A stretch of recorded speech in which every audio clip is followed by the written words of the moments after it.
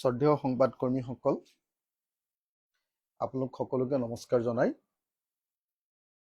আজিৰ আমাৰ সংবাদমেল আৰম্ভ কৰিব খুজিছো।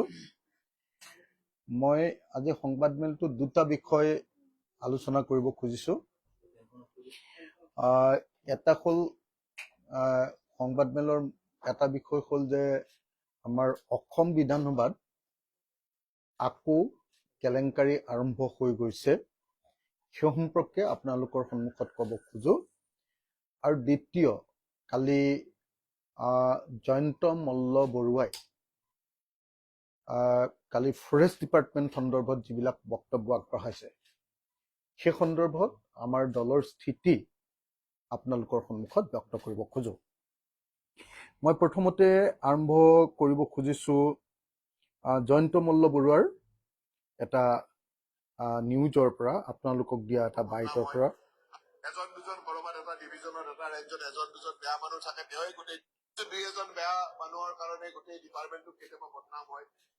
এজন দুজন কৰবাত এটা ডিভিজনত এটা ৰাজ্যত এজন দুজন বেয়া মানুহ থাকে, তেওঁই গোটেই ডিপাৰ্টমেণ্টটোক বদনাম কৰে। 3 বছৰ অতিক্ৰম কৰা কোনো বিষয়া কৰ্মচাৰী আপ টু ফৰেষ্টাৰলৈকে একে জেগাত থাকিব নোৱাৰিব।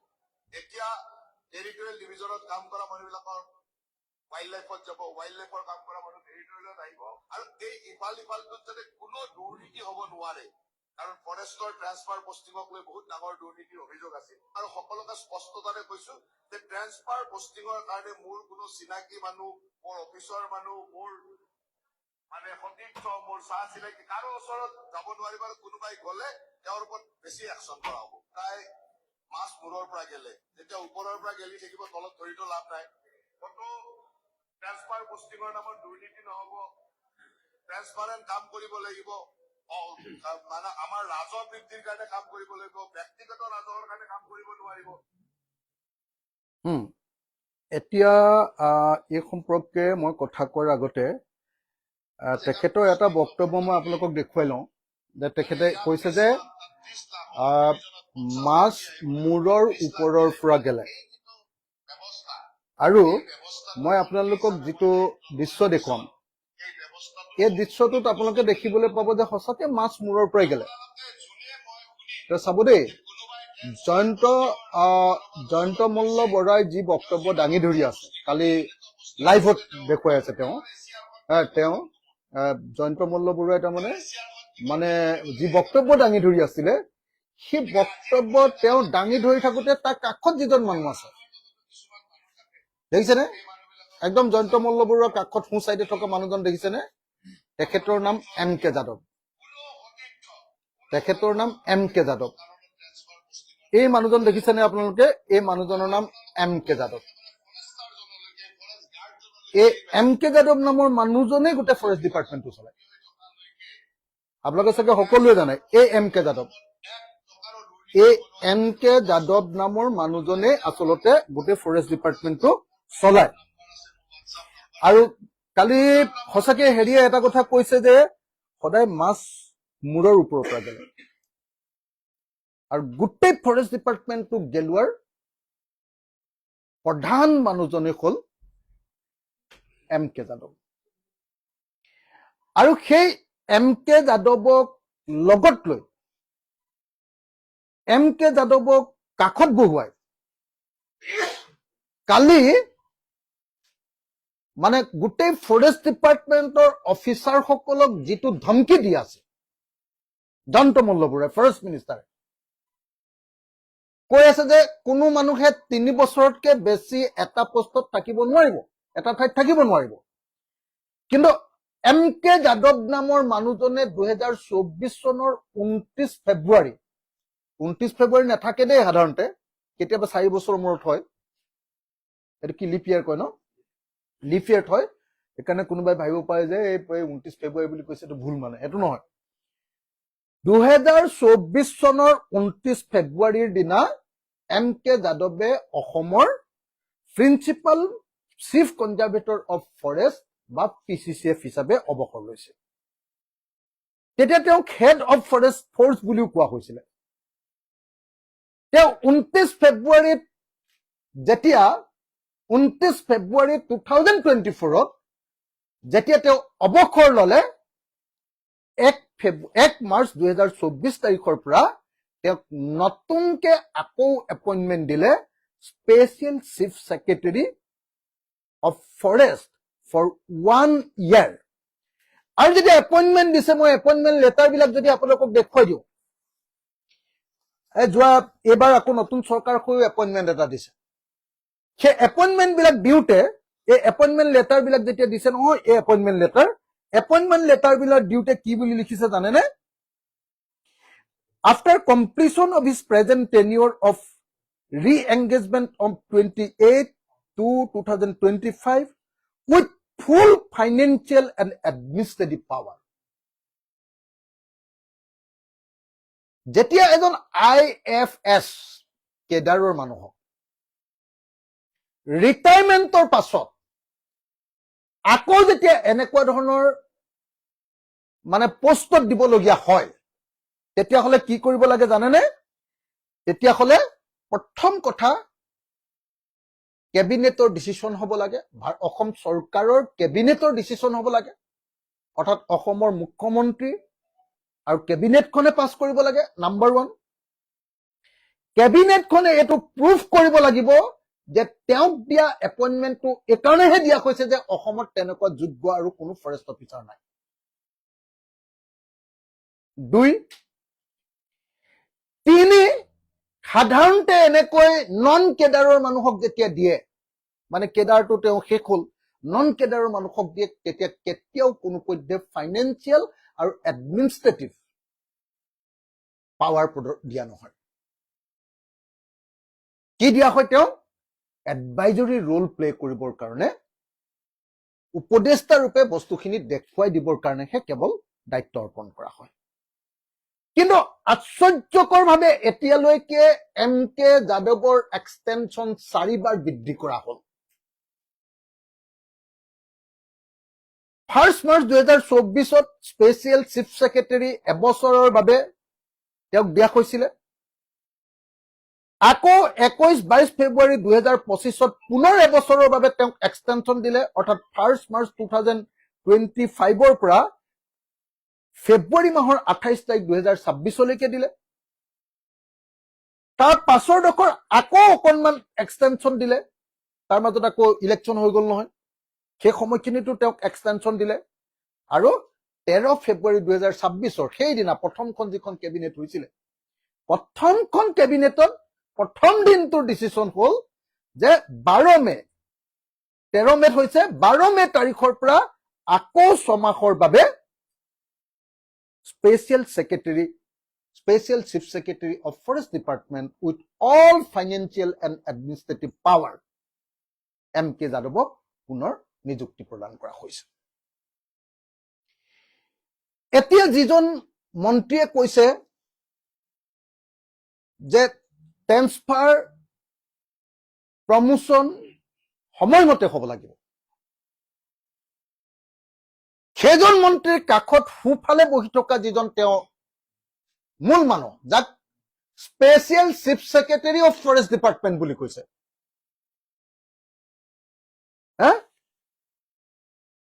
স্পেচিয়েল চিফ ছেক্ৰেটাৰী নহয়, স্পেচিয়েল চিফ ছেক্ৰেটাৰী ফৰেষ্ট, অসমৰ চিফ ছেক্ৰেটাৰীৰ মৰ্যাদা প্ৰদান কৰা হৈছে, খালি তেওঁক অকল ফৰেষ্ট ডিপাৰ্টমেণ্টটো চাবলৈ দিয়া হৈছে। সেই মানুহজনক লগত লৈ লৈছে সকলো অফিচাৰক, যাৰ সন্মুখত গালি পাৰিছে, যাক গালি পাৰিছে, তাক লগত লৈ গালি পাৰিছে, মাছ মূৰৰ পৰা গেলে আটাইতকৈ ডাঙৰ 2 নম্বৰী অফিচাৰজনক লগত লৈ তাক সব অফিচাৰক গালি পাৰিছে। যদি সঁচাকে জয়ন্ত মল্ল বৰুৱাৰ কিবা এটা সততা, জীৱনৰ কিবা এটা মিনিমাম যদি তেওঁৰ অনেষ্টি আছে, তেওঁৰ যদি কিবা বিশ্বাসযোগ্যতা অসমৰ মানুহৰ ওচৰত ৰাখিব খোজে, তেতিয়াহ'লে তেওঁৰ প্ৰথম আৰু প্ৰধান কৰ্তব্যটোৱে ক'ব লাগে যে MK যাদৱক 24 ঘণ্টাৰ ভিতৰত অসমৰ চিফ ছেক্ৰেটাৰী ফৰেষ্টৰ পৰা তেওঁক অব্যাহতি দিব। এই এম কে যাদৱ কোন জানেনে? মই যেতিয়া চালো এম কে যাদৱ যেতিয়া কাজিৰঙাৰ ডাইৰেক্টৰ আছিলে তেওঁৰ দিনতে অসমত সৰ্বাধিক গড় হত্যা কৰা হৈছিলে। তেওঁ 25 মাহ 2 বছৰ তেওঁ কাজিৰঙাৰ ডাইৰেক্টৰ আছিলে আৰু তেওঁৰ দিনত 44টা গড় হত্যা কৰা হৈছিল।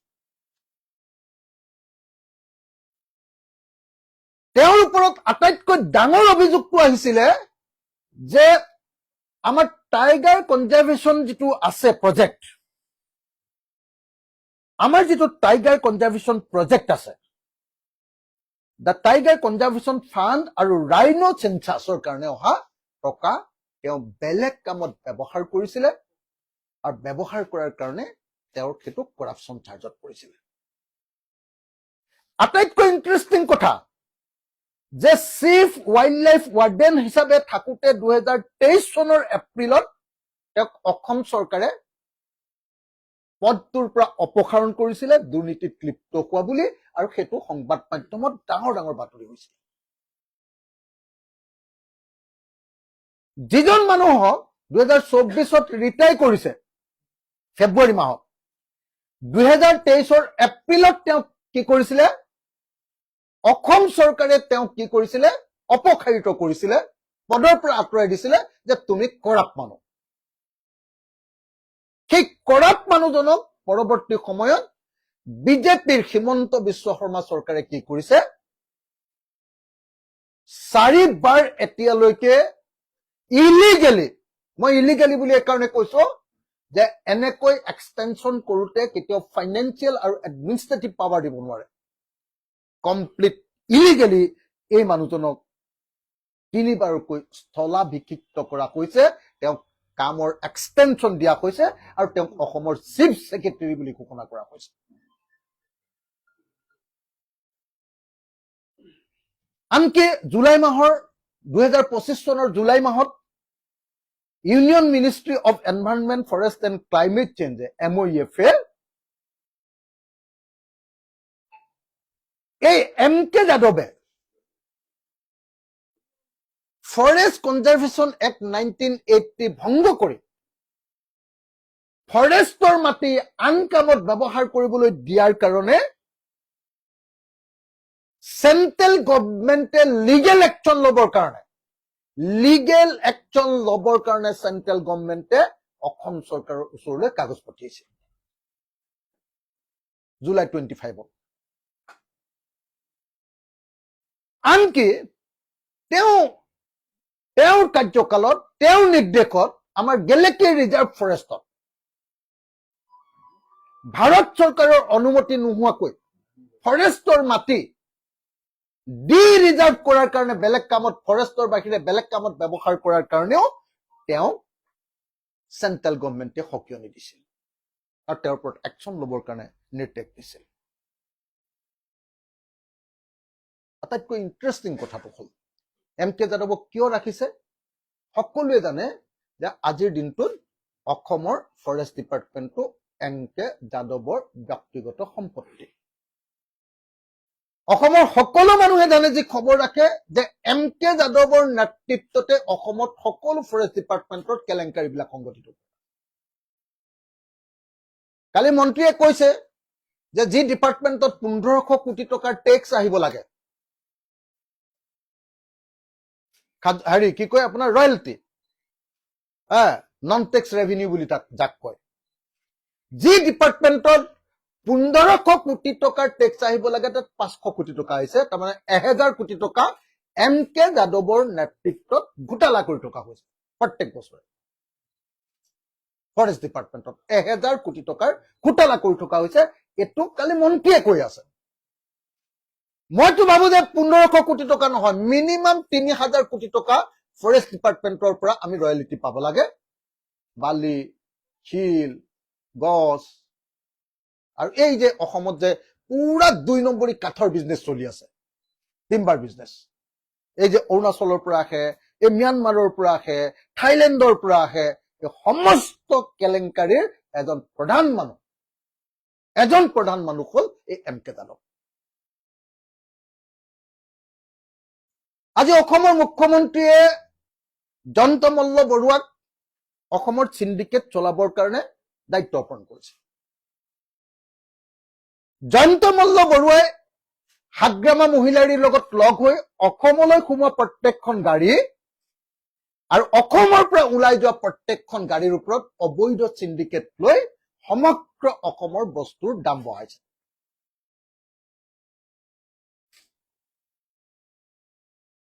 আৰু এই কামটোৰ কাৰণেই অসমৰ মুখ্যমন্ত্ৰীয়ে তেওঁক ফৰেষ্ট ডিপাৰ্টমেণ্টটো দিছে,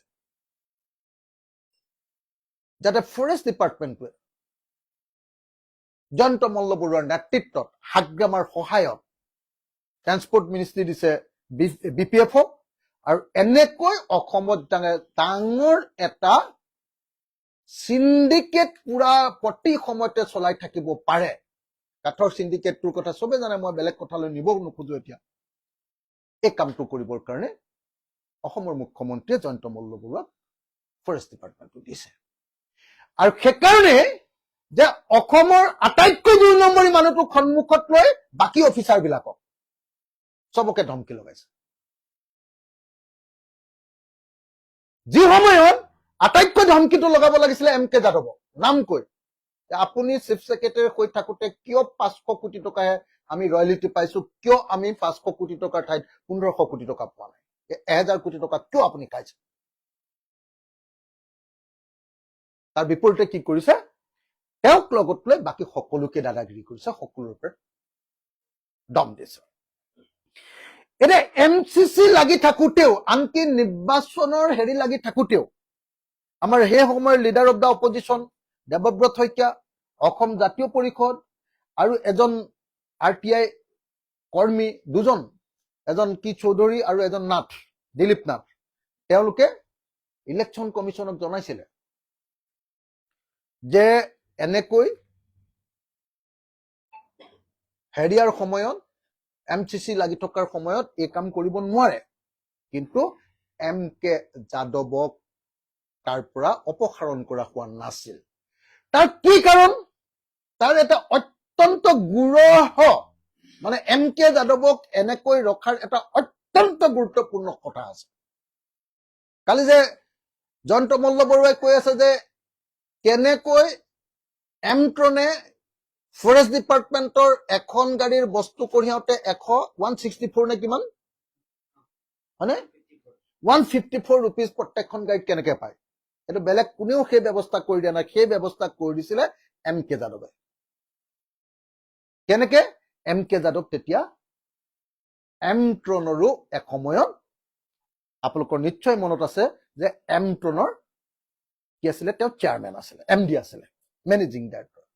আৰু যেতিয়া তেওঁ এমট্ৰনৰ আপোনালোকৰ মনত আছেনে, এমট্ৰন এই যিটো কোম্পানী আমাৰ অসম চৰকাৰৰ, সেই কোম্পানীটোৱে আনন্দৰাম বৰুৱা বঁটাৰ কম্পিউটাৰ বিলাক যোগান ধৰিছিলে। NHMৰ সকলোবিলাক কাম এমট্ৰনৰ জৰিয়তে কৰা হৈছিলে।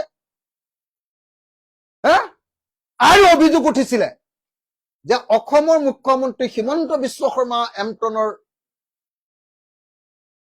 চেয়াৰমেন হৈ থাকোতে আৰু MD হৈ থাকোতে প্ৰথমতে অসমত কি বুলি কয়, এইটো আমাৰ ভোটৰ বাকচটো কি, EVM হেকিং কৰা, EVMত কি কৰে, এইটো ৰিগিং কৰা কামটো এওঁৰ দিনতে, MK যাদৱৰ দিনতে আৰম্ভ হৈছিল। সেইকাৰণে অসমৰ মুখ্যমন্ত্ৰীৰ লগত এমট্ৰনৰ সভাপতি যেতিয়া মুখ্যমন্ত্ৰী আছিলে, অধ্যক্ষ MK যাদৱ MD আছিলে, আৰু তেতিয়াৰ পৰাই খুব ভাল সম্পৰ্ক আছিলে। তেতিয়াৰ পৰাই এমট্ৰনক NHMৰ কাম দিছিলে, আনন্দৰাম বৰুৱা আমাৰ ল'ৰা ছোৱালীবিলাকক কম্পিউটাৰ দিয়াৰ কামবিলাক দিছিলে, আৰু তেতিয়াৰ পৰাই অসমৰ মুখ্যমন্ত্ৰীৰ লগত এই যোগাযোগৰ জৰিয়তে তেওঁ সম্পৰ্ক হৈছিলে। আৰু তেতিয়াৰ পৰা এতিয়া পৰ্যন্ত এমট্ৰনৰ MD MK যাদৱক এনেকৈ ফৰেষ্ট ডিপাৰ্টমেণ্টৰ লগত লটকাই ৰখা হৈছে।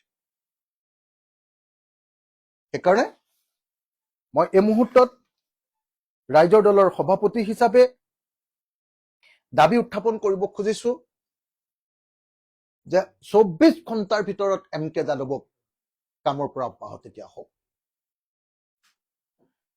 এমট্ৰনে কেনেকৈ পইচা পালে তাৰ ওপৰত তদন্ত কৰা হোক আৰু এম কে যাদৱৰ এই এক্সটেনশ্যন পিৰিয়ডত যোৱা 3টা বছৰত এক্সটেনশ্যন পিৰিয়ডত কেনেকৈ ফৰেষ্ট ডিপাৰ্টমেণ্টত আমাৰ ৰেভিনিউ 1500 কোটি টকাৰ পৰিৱৰ্তে মাত্ৰ 500 কোটি টকা আহিলে, অৰ্থাৎ 1000 কোটি টকাকে এই এম কে যাদৱৰ নেতৃত্বত লুণ্ঠন হৈছে, তাৰ ওপৰত চিবিআই তদন্ত ঘোষণা কৰক।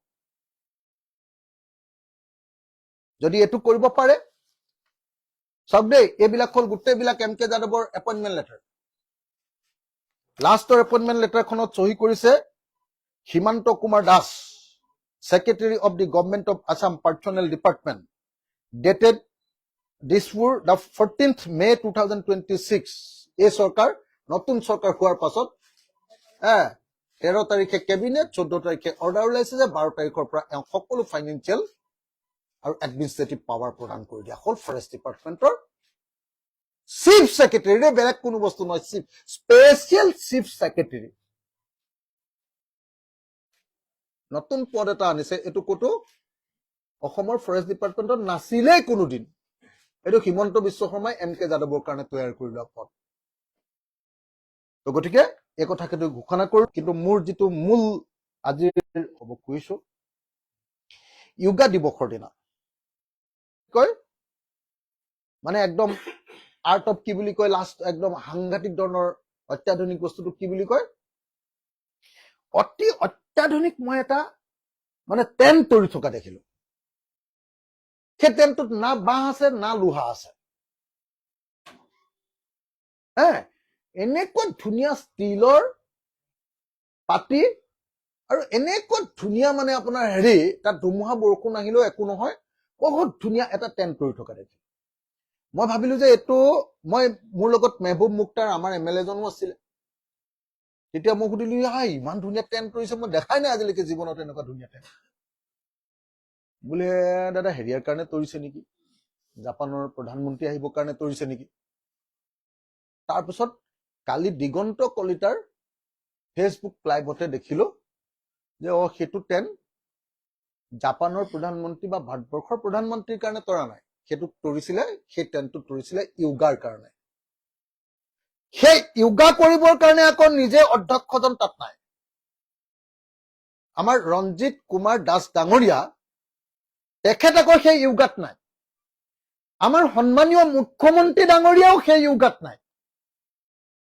অসম চৰকাৰৰ এজনো মন্ত্ৰীও তাত নাই, আমিও নাই, অকল দুজন MLA। এজন দিগন্ত কলিতা আৰু আনজন হল তিতাবৰৰ ধীৰাজ কোৱালা। অকল দুজন MLAৰ বাহিৰে আন কোনো নাই। কিন্তু মই যেতিয়া সুধিছো, কৈছে যে এইটো যিটো টেণ্ট কৰিছে এইটো 50 লাখ মান ল'ব নেকি। যিটো কথাক লৈ কেইদিনমানৰ আগতে ৰঞ্জিত কুমাৰ দাস ডাঙৰীয়াই হুলস্থুল আৰম্ভ কৰিছিলে যে অসম বিধানসভাত এটা সাংঘাতিক লুণ্ঠন চলিছিলে বিশ্বজিৎ দৈমাৰীৰ দিনত।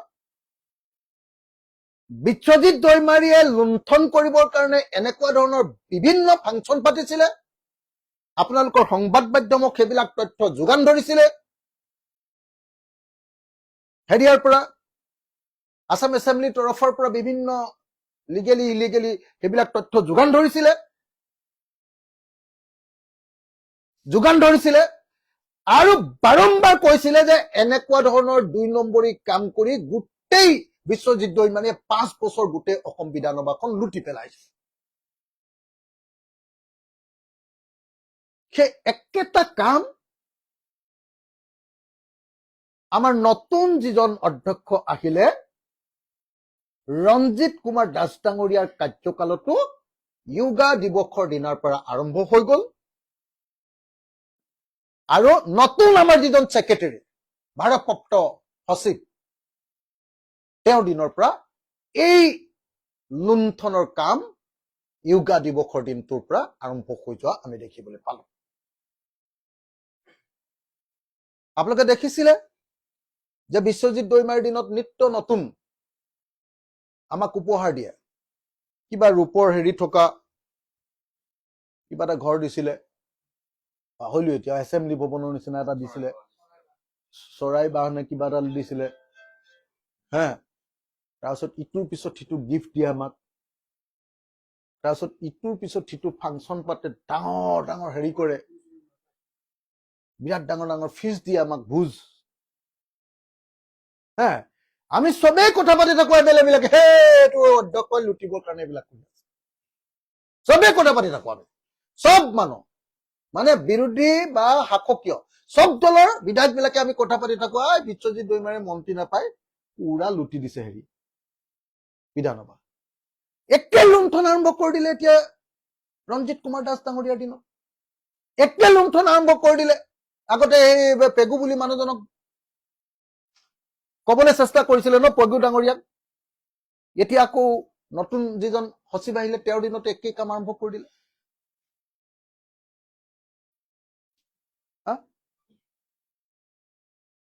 গতিকে আৰু আমি জনামতে মই অৱশ্যে কাগজখন পোৱা নাই মই জনামতে অসম চৰকাৰৰ পৰা নিৰ্দেশ আহিছে কেবিনেটৰ সিদ্ধান্ত হৈছে যে এতিয়াৰ পৰা এনেকুৱা এনেকুৱা ডাঙৰ ডাঙৰ মানে টেণ্টৰি বিলাসী টেণ্টৰি পইচা খৰচ কৰিব নোৱাৰিব মইতো এইকেইদিন দেখি আছো আজিৰ দিনটোলৈকে অসম বিধানসভাৰ এমএলএ হিচাপে মোক দৰমহাই দিয়া নাই মোৰটোতো দৰমহা কণ্টিনিউ হৈ থাকিব লাগিছিলে কাৰণ মই আগৰ পৰা এমএলএ নতুনজনক বাৰু কিবা কিবি প্ৰচেছ থাকিলে মোক দৰমহা দিব পৰা নাই অসম চৰকাৰে অথচ 50 লাখ টকীয়া আপোনাৰ টেণ্টৰ আৰম্ভ হৈ গ'ল আপোনালোকে নিজে চাওকচোন অসম বিধানসভাত আপোনালোকে নিজে নিশ্চয় দেখিছে অসমৰ মুখ্যমন্ত্ৰীক একেদিন মানৱ ডেকা অগৰং বগৰং যিমান এমএলএ আছে সব বিলাকে নি এখন এখন এনেকে কি কৈছে আপোনাৰ এনেকুৱা এনেকুৱা চেক এখন এনেকে এনেকে দি আছে দেখিছে না আপোনালোকে যে মুখ্যমন্ত্ৰী সাহায্য পুঁজিলৈ কেতিয়া দিয়ে ক্ৰাইচিছ যেতিয়া হয় তাৰমানে চৰকাৰ এতিয়া দেউলীয়া পইচা নাই একো কাম কাজ কৰিব নোৱাৰে আমাক দৰমহাই দিব পৰা নাই মোৰ এমএলএ মইতো ৰেগুলাৰ এমএলএ যোৱাবাৰো আছিলো এইবাৰ আছিলো মোৰ কি প্ৰব্লেম আছে মইতো পাব লাগিছিলে ইমান দিন দৰমহা মই মে মাহতে হেৰি কৰিছো মানে মই কিয় দৰমহা নাপাম মইতো দৰমহা পাব লাগিছিলে মইতো দৰমহা পোৱা নাই এই যে দৰমহা পোৱা নাই তাৰমানে ক্ৰাইচিছ আছে এই যে এমএলএ বিলাকে এনেকে ফটো লৈ যায় চেক দিছেগে তাৰমানে বেলেগক দেখুৱাই আছে যে বাকী ঠিকাদাৰ বিলাকেও দেহি আহি কোম্পানী বিলাকেও দেহি আহি এই ফিটিংহে আৰু মানৱ ডেকাৰ ফিটিংটোতো আপোনালোকে তাতকে বেলেগ বস্তুটো পৃথিৱীতে নাই নহয় জানো মানৱ ডেকাই যেতিয়া প্ৰথমখন দিছে আপোনালোকে চবেই জানিব লাগে যে ফিটিং আৰম্ভ হৈ গ'ল তো গতিকে এনেকুৱা পৰিস্থিতিত মই আপোনালোকক এটাই কথা ক'ব খুজিছো যে ৰঞ্জিত কুমাৰ দাস ডাঙৰীয়াৰ দিনত যি কেলেংকাৰী ইতিমধ্যে আৰম্ভ কৰি দিয়া হৈছে এই কেলেংকাৰীৰ আমাক এটা তদন্ত লাগে এই যে টেণ্ট তৰিলে তাৰ কাৰণে টেণ্ডাৰ কৰা হ'ল নে নিবিদা আহ্বান কৰা হ'ল নে আমিতো কোনো পেপাৰত দেখা নাই মই চবকে চাবলৈ দিছো আমাৰ ৰিচাৰ্চ টিমক মই সব পেপাৰ চেক কৰিব দিছো আসাম ট্ৰিবিউনকে আদি কৰি সব পেপাৰ চেক কৰিব দিছো যে টেণ্ডাৰ কৰিছিলে নেকি চবে এটাই কথা কৈ থাকে না কি আছে নহয় কি টেণ্ডাৰ চেণ্ডাৰ লাগে এনেকে কয় কি বুলি বোলে কিবা বস্তু এটা আছে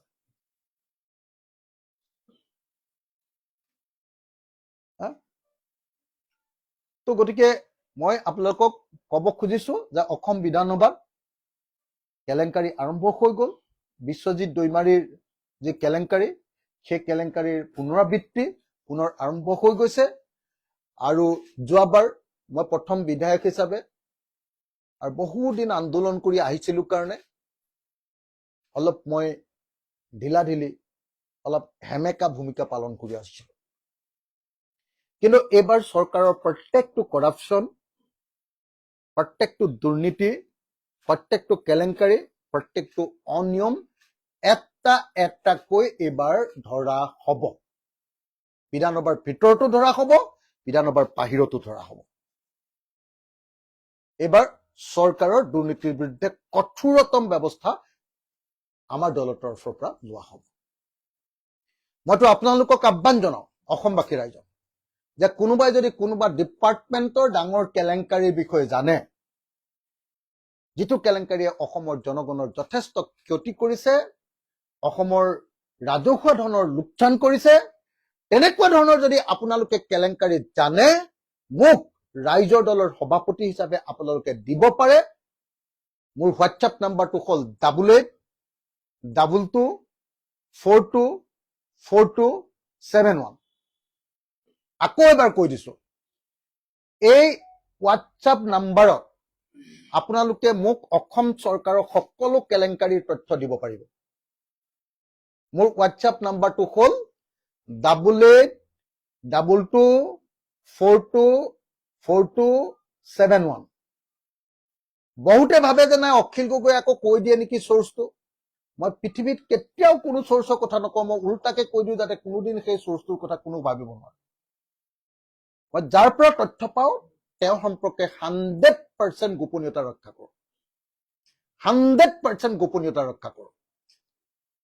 গতিকে আপোনালোকৰ তথ্যবিলাকো সম্পূৰ্ণৰূপে তথ্যবিলাকৰ মানে আপুনি যে যোগান ধৰিছে সেইটো সম্পূৰ্ণৰূপে গোপনীয়তা ৰক্ষা কৰা হ'ব।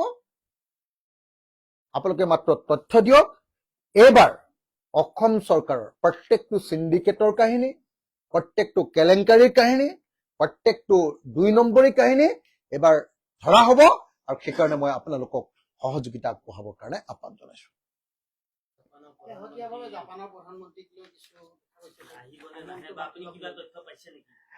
না, মইতো অলপ আগতে কেইমিনিট মানৰ আগতে ANIৰ এটা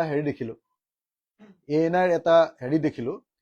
তাত কৈছে যে মানে ইয়াত অসমৰ কেইজনমান চব 2 নম্বৰী সাংবাদিক বাৰু, কেইজনমান সাংবাদিকে কৈছে যে এই আন্দোলন কৰাৰ কাৰণে জাপানৰ প্ৰধানমন্ত্ৰী নাহে। আন্দোলন কৰাৰ কাৰণে নহয়, ইয়াত একদম ক্লিয়াৰ কৈ দিছে, নেশ্যনেল নিউজত ANIত আহি গৈছে যে জাপানৰ প্ৰধানমন্ত্ৰীৰ টাইট শিডিউল আছে। তেওঁৰ জাপানত কেইবাটাও দৰকাৰী প্ৰগ্ৰেম ওলাইছে, যাৰ কাৰণে তেওঁ কি কৈছে, অলপ ভাৰতলৈ আহি অকল কেপিটেলতহে, দিল্লীতহে অকল প্ৰগ্ৰেম কৰি ঘূৰি যোৱাৰ চিন্তা কৰিছে। আমাৰ নগৈ গড়গাঁৱৰ বাতৰি পোৱা আৰু হিমন্ত বিশ্ব শৰ্মাৰ ভৰি মালিচ কৰি থকা সাংবাদিক কেইটামানে লিখিয়ে দিলে একদম গোটেই হুলস্থুল। বোলে আন্দোলনকাৰী বিলাকৰ কাৰণে কি নাম আছিলে ছবি অঁকা মাৰ্চেল বৰুৱাৰ কাৰণে বোলে এইবাৰ নাহিলে। কোনোবাইতো কৈছে বোলে এই কৃষক মুক্তিৰ কাৰণে ৰাইজৰ দলৰ কাৰণে নাহিলে। হেৰ বাপুহঁত, ততে এইটো অকণ চাই লবিচোন। ইয়াত কি লিখিছে? In view of this and the additional logistic issues connected to a visit outside the capital, the visit is likely to be held in Delhi. Clearly কৈছে, given PM Takaichi's domestic commitment, শুনি ল'ব দেই, Takaichi's ঘৰুৱা নিজৰ ৰাজ্যখনত কিছুমান, নিজৰ দেশখনত কিছুমান কমিটমেণ্ট আছে, কাৰ্যসূচী আছে। The window between her proposed arrival in India and her departure is quite tight. গতিকে অহাটো আৰু যোৱাটো বৰ টাইট প্ৰগ্ৰেমত আহিছে। সেইকাৰণে কি কৰিছে যে তেওঁ দিল্লীতে প্ৰগ্ৰেম কৰিব, দিল্লীৰ পৰাই ঘূৰি যাব বুলি ভবা হৈছে। আৰু লগতে লজিষ্টিক কিছুমান ইছ্যুজ থাকে। লজিষ্টিক ইছ্যুজ মানে নিশ্চয় আপোনালোকে জানে যে গুৱাহাটী দিল্লীৰ বাহিৰত যদি কিবা এটা প্ৰগ্ৰেম কৰিবলৈ হয়, তাৰ কাৰণে প্ৰথমতে বেলেগ বেলেগ ইছ্যুজ বিলাক চাবলগীয়া হয়। কিহত আহিব, কিহত যাব, কি খাব, কি থাকিব, কেনেকে অহা যোৱা কৰিব। সেই প্ৰাইম মিনিষ্টাৰৰ, এইবোৰ ধনী দেশৰ প্ৰাইম মিনিষ্টাৰ, আমাৰ ইয়াৰ পানীয়ে নাখায়। নিশ্চয় আপোনালোকে জানে, আমেৰিকাৰ প্ৰাইম মিনিষ্টাৰ আহিলে, প্ৰেচিডেণ্ট আহিলে সদায় আমেৰিকাৰ পৰা পানী লৈ আহে। আমাৰ ইয়াত এক টোপালো পানী নাখায়, জানে নহয়। ভাত খোৱাটো বাদেই দিয়ক, আনকি পায়খানা কৰি শৌচটো আমাৰ ইয়াত পেলাই থৈ নাযায়, শৌচটো আকৌ ব্ৰিফকেছত ভৰাই লৈ যায়। গতিকে চব বেছি চাই মেলিহে গোটেই বস্তুবিলাক লয়। আমি কিন্তু অহাটো বিচাৰিছিলো দেই, মই অন্ততঃ ব্যক্তিগতভাৱে জাপানৰ প্ৰধানমন্ত্ৰী অহাটো বিচাৰিছিলো। আৰু যোৱাবাৰো কা আন্দোলনৰ সময়ত জাপানৰ প্ৰধানমন্ত্ৰী অহাৰ কথা আছিলে, আহিবলৈ নোহাৰ কাৰণে সদায় মোকে দুখ দি থাকে, কয় যে ইমান বস্তু দিলেহেঁতেন। বিধানসভাতে মোক কয় বোলে ইমান বস্তু জাপানৰ প্ৰধানমন্ত্ৰীয়ে দিলেহেঁতেন, একদম অসমৰ নিবনুৱা সমস্যা বহুত কমিলেহেঁতেন, বহুত ইণ্ডাষ্ট্ৰী দিলেহেঁতেন। মই কৈছো পৃথিৱীৰ কোন দেশে কাক কাহি কোন প্ৰধানমন্ত্ৰীয়ে এনেকে ইণ্ডাষ্ট্ৰী দি আমাৰ নিচিনা দুখীয়া ৰাজ্য এখনত ধনী কৰি থৈ গৈছে? কিমানটা কাম দিছে এনেকে? জাপানৰ প্ৰধানমন্ত্ৰীটো বাদ দিয়ক, আমেৰিকাই সেই কিটো দিছে। আমেৰিকাৰ পাছত ধনী দেশখন চীন। হা, সেইবিলাক দেখে ইউকে কি দিছে আমাক?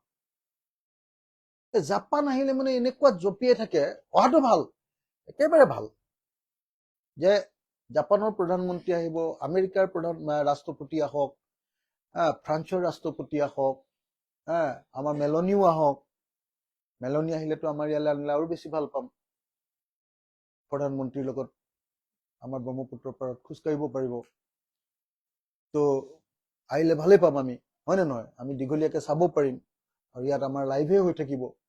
লাইভ নোহোৱাখিনিও আমি কিবা কিবি খা খবৰ পাম। গতিকে আমাৰতো কোনো আপত্তি কৰিবলগীয়াই নাই, মোৰ মতে সঁচাকে কৰিবলগীয়া নাই। মানে ভাৰতবৰ্ষৰ প্ৰধানমন্ত্ৰী আহিব আৰু প্ৰধানমন্ত্ৰীৰ লগত কোনোবা ৰাষ্ট্ৰপ্ৰধান আহিব, সেইটো সকলো ৰাইজৰ দলৰ বা যিকোনো এজন অসমীয়া মানুহে সেইটো ৱেলকাম কৰে। কিন্তু সেইটোক লৈ এটা একদম যে ডাঙৰ এখন মানে হেৰি দেখুৱাই দিয়ে যায়, মানে পৃথিৱী এখন দেখুৱাই দিয়ে যে জাপানৰ প্ৰধানমন্ত্ৰী আহিলে অসমখন এখন বেলেগ পৃথিৱী হৈ যাব।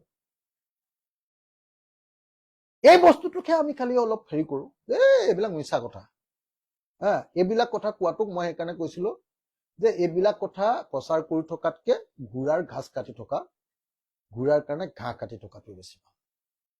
কিন্তু জাপানৰ প্ৰধানমন্ত্ৰী অহাটো বিচাৰো, আৰু এতিয়াও মই অসমৰ মুখ্যমন্ত্ৰীক আহ্বান জনাও, আপুনি ভাৰতবৰ্ষৰ প্ৰধানমন্ত্ৰীৰ লগত কথা পাতক, প্লিজ আপুনি আমাক জাপানৰ প্ৰধানমন্ত্ৰী অনাৰ ব্যৱস্থা কৰক। কিবা এটা যদি পাওঁ কি বেয়া হয়, ইণ্ডাষ্ট্ৰী এটা পালে কি বেয়া হয়? আমি দুখীয়া ৰাজ্য, গোটেই ডেকা ল'ৰাবিলাক বেংগলোৰত গৈ মৰিছেগে, চেন্নাইত গৈ মৰিছেগে, গুজৰাটত গৈ মৰিছেগে, কেৰেলাত গৈ মৰিছেগে। প্ৰত্যেক দিনাই আপুনি চাওকচোন, এটা দুটা পাঁচটা ল'ৰা মৰে তাত, প্ৰত্যেক দিনাই। কি কৰিবলৈ গৈছে? 18,000 14,000 টকাৰ চিকিউৰিটি গাৰ্ড বা হোটেলত মৰে। সেই কাম কৰিবলৈ গৈ ল'ৰা ছোৱালী মৰি আছে তাত। গতিকে ইয়াত যদি এটা ইণ্ডাষ্ট্ৰী হয়, বা ইণ্ডাষ্ট্ৰীটো বাদেই দিয়ক, অলপ যদি পইচাও দি যায়, ডলাৰত যদি কেইটামান পইচাও দি যায়, সেইটো যদি গৈ 5,000 কোটি মান টকাও হয়গে, সেইটোতো কম কথা নহয় আমাৰ কাৰণে। সেইটো পাব লাগে। কিন্তু যি ধৰণে এওঁলোকে প্ৰচাৰ কৰে এইটো অনৰ্থক কথা এটা, আৰু সেইকাৰণে মই ANI নিউজটো মানে প্ৰিণ্ট আউট উলিয়াই থৈ দিছো। ANI নিউজটোত ক্লিয়াৰলি কৈ দিছে যে জাপানৰ প্ৰধানমন্ত্ৰীয়ে কৈছে যে তেওঁৰ ডমেষ্টিক যিটো প্ৰগ্ৰেম সেইটো বহুত টাইট আছে, সেইকাৰণে ইয়ালৈ আহোঁতে আৰু ইয়ালৈ যোৱা কথাটো তেওঁ খুব মিলাইহে আহিব পাৰিব। আৰু সেইকাৰণে তেওঁ কৈছে যে তেওঁ দিল্লীতহে প্ৰগ্ৰেম কৰিব, কেপিটেলতহে প্ৰগ্ৰেম কৰিব, বাহিৰত প্ৰগ্ৰেম কৰা নকৰাটো এতিয়া নিশ্চিত নহয়, অৰ্থাৎ গুৱাহাটীলৈ অহা নহাটো নিশ্চিত নহয়। সেই কথাটো আকৌ আমাৰ মহামহিম কোনোবা ভূঞা ডাঙৰীয়া, কোনোবা এনেকুৱা ধৰণৰ যিবিলাক আমাৰ মানে কি বুলি কয়, মানে হেৰিয়াতকে ওপৰত যায় গুচি যায় যে, কি কয়, কিবা এটা আছে অসমীয়া শব্দ এটা, হেৰিয়াতকে ওপৰত গুচি যায়, মানে তেল মাৰিবৰ কাৰণে এনেকুৱা এটা লেভেললৈ গুচি যায় নহয়, মুখ্যমন্ত্ৰীয়ে যিটো কব মানে তাতকে আৰু 10 গুণ ওপৰত কৈ দিব। তাৰমানে কি বুলি কয় এইটো, কিবা অসমীয়া এটা জতুৱা ঠাঁচ আছিলে, মানে হেৰিয়াক ভাল পাবৰ কাৰণে এই লেভেলত কথা কৈ দিয়ে যে মানে মানুহ অসমত কিন্তু জন্ম হৈছে দেই। আৰু বিশেষকৈ আপোনালোকৰ সাংবাদিকৰ মাজত কিন্তু এটা, বেছিভাগ সাংবাদিকে ভাল, শ্ৰদ্ধেয় আৰু ফাইটাৰ, কষ্ট কৰি কাম কৰে, কিন্তু এই মানে সাংবাদিক নহয়, এইটো আচলতে মালিকী সাংবাদিক, অলপ মালিকাই সাংবাদিক কেইজনমান আছে, এইটো সাংবাদিক নহয় একচুৱেলি, এইটো মানে তেওঁলোক এনেকুৱা কিবা এটা চলায়ো লগতে সাংবাদিক আছিলে আগতে, এতিয়া নহয়, এতিয়া বেছিক কামটো হ'ল চৰকাৰৰ লগত দালালি। সেই মানুহকেইটাই এনেকুৱা ধৰণৰ এটা কথা কৈ দিয়ে নহয়, যে মানুহবিলাকে আৰু বহুতে আৰু সেইটোকে আৰু ভাবি থাকে, এইটো নহয়, একদম মিছা কথা। হা, গতিকে মই আপোনালোক সকলোকে কোনেও যেন আকৌ সেইটোৰ কাৰণে হেৰিয়াক জেললৈ পঠিয়াই লগা ব্যৱস্থা নকৰে আৰু দেই। কি নাম আছিল ল'ৰাটো? মাৰ্চেল বৰুৱা। বেচেৰা মানুহটোৱে কালিৰ পৰা ভয়তে এইটো কয়, আজিৰ পৰা ভয়তে ফোন চোন অফ কৰি ক'ৰবাত পলাইছে। এই তেৰি, ল'ৰাটোৱে এনে ছবি এখন আঁকিছে উৎসাহত, হা, ইমান টেনচনত ছবি এখন আঁকিছে, সেইটো মানুহটো এতিয়া এনেই জেলত পঠিয়াই দিব এতিয়া মিছা মিছি। এইটো নহ'ব। আৰু তাকতো জেলত পঠিয়ালে বাৰু ময়ো চিএমৰ ঘৰ ওলাই যামগে, সেইটো ঠিক। এইটো নহয়, এনেকে নহয় কথাবিলাক। কিন্তু মাৰ্চেল বৰুৱাই যিখন ফটো আঁকিছে সেইখনক লৈ বিভিন্নজনে কৈছে যে সেইখন জুবিনৰ ফটো নহয়, জুবিনৰ চেহেৰাটোৰ লগত মিল নাই, এনেকুৱা কিছুমান কথাও কৈছে, হ'বই নোৱাৰে। আপুনি ঠিক আছে, তাতকে আৰু অলপ ভাল যদি বনাব পাৰে, বনাবলৈ তেনেকুৱা কোনোবা আমাৰ যদি বনোৱা মানুহ আছে, ছবি অঁকা মানুহ আছে, চিত্ৰশিল্পী আছে, ময়ে স্পনচৰ কৰি দিম ৰং চংখিনি। আহক, আমাৰ ঘৰৰ ওচৰতে আজিকালি অভাৰব্ৰিজ হ'ল, ইয়াতে এখন ডাঙৰ বনাওঁ, অলপ ভাল জনা। মাৰ্চেলে নিজৰ ক্ষমতাৰে যিটো পাৰিছে কৰিছে, তাৰ নিজৰ ডেডিকেশ্যনৰ সৈতে নিজে যিটো পাৰিছে, মই সেইটোক সেইকাৰণে নিন্দা কৰিব নোখোজো, সেইটোক মই বেয়াকে ক'ব নোখোজো। মাৰ্চেলৰ প্ৰচেষ্টা শুভ, কিন্তু যদি তাতকে ভাল অঁকা মানুহ আছে মই স্পনচৰ কৰিম। ৰং, বাঁহ, যিমান যি কাম লাগে সেইবিলাক চব মই দিম। আহক, ডাঙৰকে আঁকিম, বহুত ডাঙৰকে, মানে একদম গুৱাহাটী সোমালেই দেখিব পৰাকে, প্ৰথম আমাৰ জুবিন দাকে দেখে যাতে মই পুৰা যিমান খৰচ হয় সিমানটো দিম। আনকি যদি শিল্পীজনক ৰেমুনাৰেশ্যনো দিব লাগে সেইটোও দিম। কিন্তু এটা ল'ৰাই চব প্ৰণোদিত হৈ আমাৰ যুগৰ আটাইতকৈ ডাঙৰ শিল্পীজনৰ ওপৰত এখন পৰ্ট্ৰেইট আঁকিছে, কি কয় এইটো, কি বুলি কয় এইটো, মৰেল এটা আঁকিছে, হয়নে, মুৰেল এটা আঁকিছে, সেইটোক আমি আৰু সমালোচনা কৰাটো উচিত নহয়। Thank you. হ'বনে কাৰবাৰটো?